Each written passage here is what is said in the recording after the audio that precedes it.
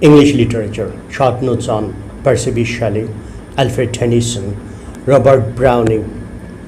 Percy B. Shelley as a romantic poet. Percy B. Shelley, 1792 to 1822, was one of the romantic poets who rebelled against all conventional values.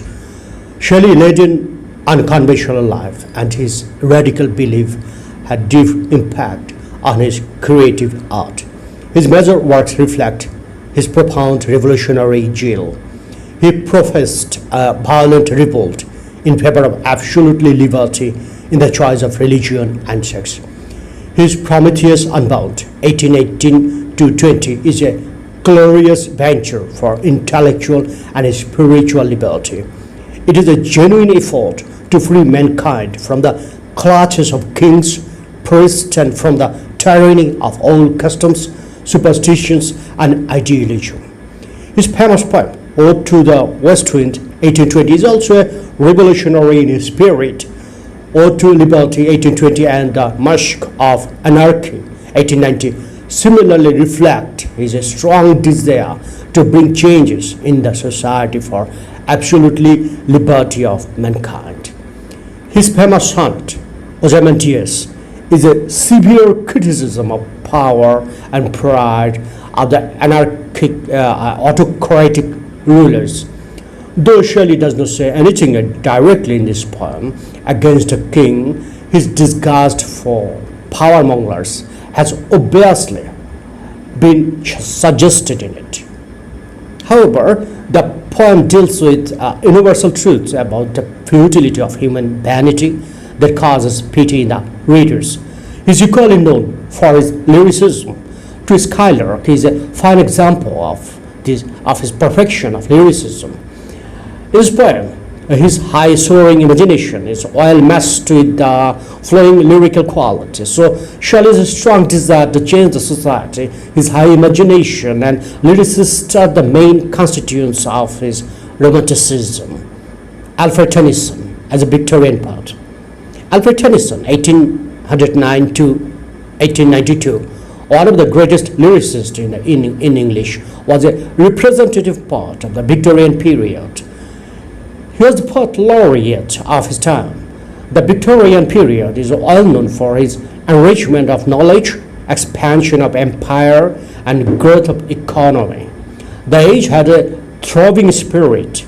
Tennyson's poetry is an illustrative record of this prevailing spirit, of the temperament, and to some extent of the national character of his time.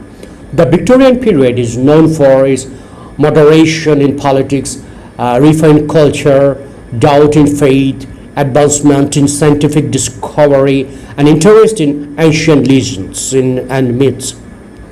All this find their expression in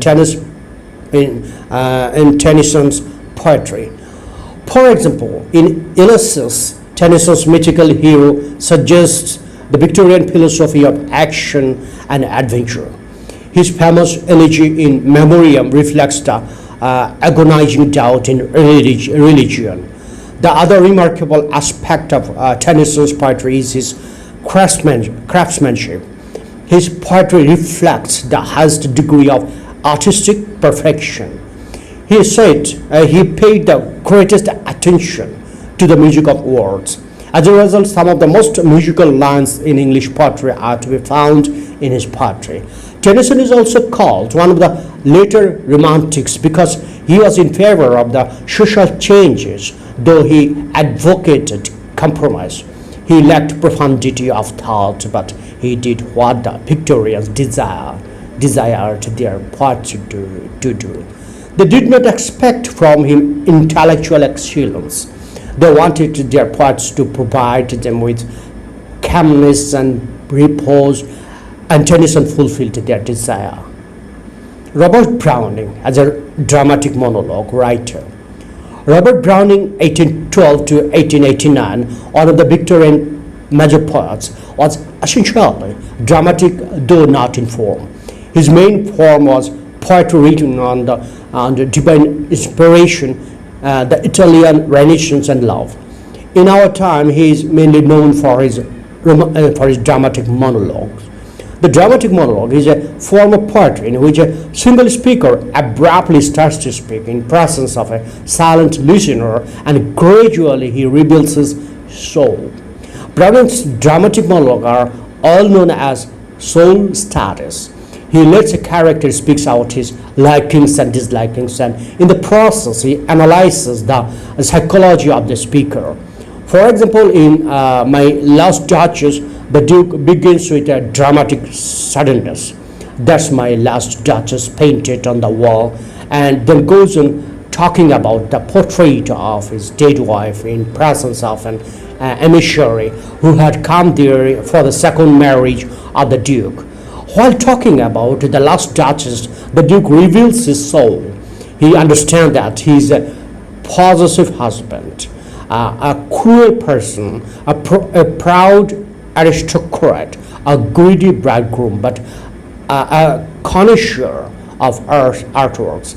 He also reveals that the Duchess was an innocent, easygoing lady. This analysis of Duke's temperament are the essence of Browning's dramatic monologue. Each of his dramatic monologue is a soul study or a psychoanalysis. These poems are written in conversational style, and they often become obscure for the use of little known allusions, telegraphic style, and grammatical lapses. However, as a dramatic monologue writer, he perfected the form better than any other poet. Thank you, viewers, for watching my video.